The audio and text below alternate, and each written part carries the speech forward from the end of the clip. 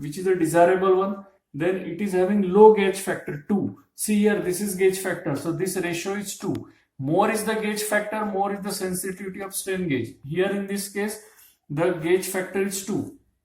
Then it is, as the gauge factor is low, it is only suitable for static strain measurement. Then second material is isoelastic. It is an alloy of various material, 36% nickel, 8% copper, 4% manganese, 4% silicon, 4% molybdenum, and rest is iron. The gauge factor of this isoelastic is 3.5, which is quite higher than previous material, Constantan. So, but drawback is it is having high temperature coefficient, and because of high gauge factor, it is used in dynamic strain measurement. Then next material is nichrome, which is an alloy of nickel and chromium. Nickel is 80%, chromium is 20%, and gauge factor is 2.5.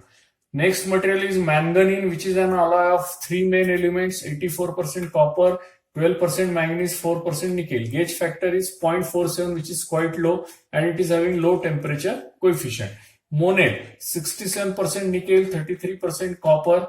Gauge factor is 1.9, and it is having high temperature coefficient. That means it is having high sensitivity for the temperature. Nickel is a quite interesting material in this because of its high gauge factor as well as its negative sign. In rest of the material, gauge factor is positive, but here in nickel it is -12. Means as the strain increases, resistance decreases in nickel. Platinum 4.8, pure platinum, and if platinum and iridium is used, gauge factor is 5.1. Now this is second category of material, supporting or backing material. See, for reference, you can observe this figure. This is a grid material. The one which we have just discussed now is grid material. Second is supporting or backing material. So this is a supporting or backing material. This is also called as base. So this wire material is supported on this base. So this is various materials are used as a supporting material, such as impregnated paper, epoxy, bakelite or phenolics, cellulose, fiberglass. These materials are used as a backing material. See, what is the use of backing material?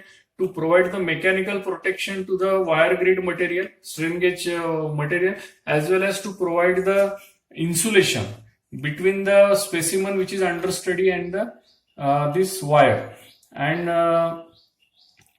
it also provides the dimensional stability. Now third material is binding material. See, again refer this figure. This grid material, wire material, this is supporting material, and this whole setup is attached to the specimen under study. So with the help of binding agent, this whole setup and any specimen or any object under study. So this, with the help of binding agent, this strain gauge setup is attached with the specimen which is under study. So various binding materials are ethyl cellulose cement, nitrocellulose cement, bakelite cement, epoxy cement, ceramic cement. And what are the desirable properties of binding agent? It should have quickly drying type. Then it should form a strong bond between this specimen and the this grid wire material. Then whatever strain is there, it should faithfully produce the strain from specimen to the grid material.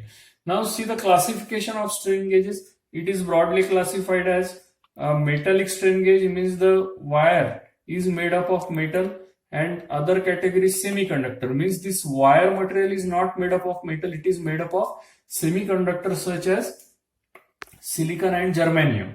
Now metallic strain gauge is further classified as bonded and unbonded.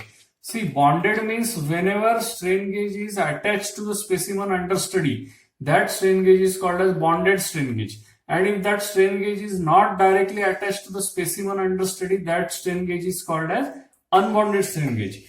We have to see both in detail. Bonded strain gauge is further classified as flat grid, means when in single plane this wire is mounted, this is called as flat grid. Helical grid means in two planes, this wire is mounted in two planes, that is called as helical grid. And thin foil grid is another category. Here it is shown here. So what is the difference here? Large surface area is there as compared to this. See what happens, lot of amount of heat is generated in strain gauge. So because of large surface area, heat dissipation is fast.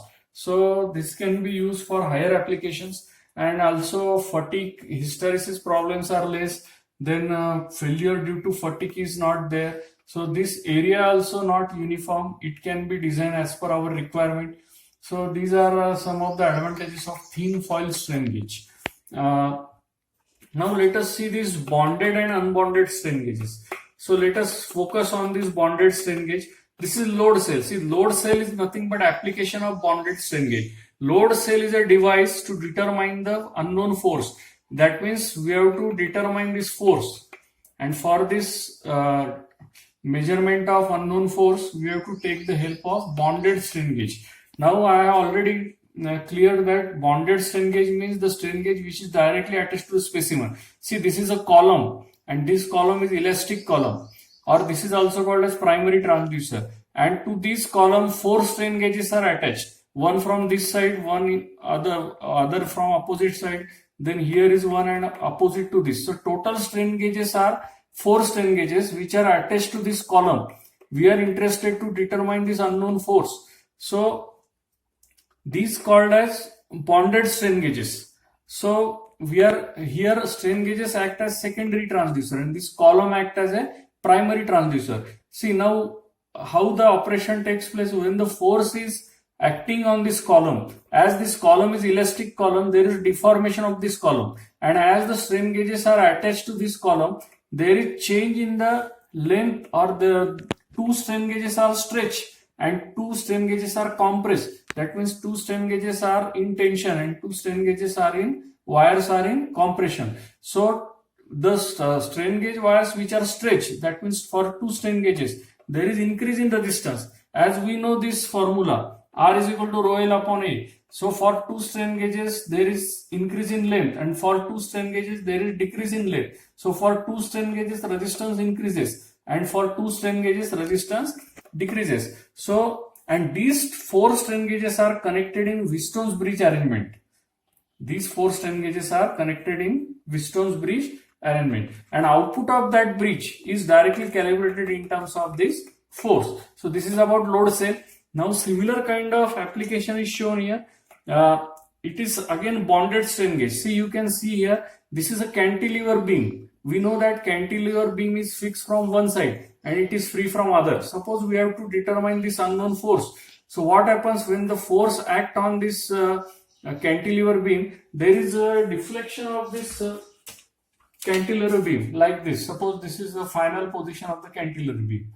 Are you getting my point? Because of this force, this cantilever beam deflect. This end is fixed. Okay. So here this is one arm method, because in this one arm method only one strain gauge is used. See here, R4. And when the force is acting on this strain gauge is in tension. This gets stretched. See here, in this Wheatstone bridge only one strain gauge is there, R4, and others 3 resistances are used which are constant. And this is output of the bridge circuit, and this is supply given to the bridge. So what happens when this gets stretched? The resistance of the strain gauge wire increases, and because of that there is change in the output of the bridge, and this output is calibrated in terms of this unknown force. Now same method here, instead of one strain gauge, 2 strain gauges are used, one from upper side, one from lower side. So when force act, this R4 is stretched and R2 is compressed. So there is increase of resistance of R4 and decrease of resistance of R2, and whatever effect is there, it is reflected in the bridge output, and this output is again calibrated in terms of force. Now here 4 strain gauges are used instead of 1 or 2. These R1, R4 are get stretched in tension, and R2, R3 they get compressed, they are in compression, so their resistance decreases, and here R1, R4 resistance increases. So here all 4 resistances are shown variable. See here only 2 resistances are shown variable, here only 1 resistance shown variable. So whatever output is there, that is the outcome of change in the all 4 strain gauge wire element. So these are 1 arm, 2 arm and 4 arm method. This is about bonded strain gauge, because we have directly attached these strain gauges to the specimen. Now second category is unbonded. Here strain gauges, see these are 4 strain gauges, 4 wires are there, but these are not attached to the specimen. Now this is the input shaft. means we have to determine this motion, force, torque, whatever it may be. And there are two frames are there. This hatching line shown, this frame is the fixed frame and this is a movable frame. This inside frame is movable and outside frame is fixed. And all these four strain gauges are connected in Wheatstone's bridge arrangement, just like this. This is output of the bridge, this is supply given to the bridge. So whenever motion is given, what happens? This movable frame will move with respect to this fixed frame. Suppose this is move in the forward direction. So this will move in the forward direction. So these two strain gauge wires compressed and these two strain gauge wires stretched. So resistance of these two strain gauge wire increases. Resistance of these two strain gauge wire decreases. And water net effect is shown here. Now consider reverse. Suppose this shaft moves in the left direction. So what happens? These two strain gauge wire stretched and these two strain gauge wire compressed. So there is decrease of resistance of these two strain gauge wire and increase of resistance of these two strain gauge wire. So this is unbounded strain gauge. Both are used for same purpose, to determine the strain, then to determine the force, to determine torque, or to determine the power, flow, temperature, etc. when strain gauge act as a secondary transducer. So this is about in miscellaneous measurement, strain measurement. I hope that it is clear.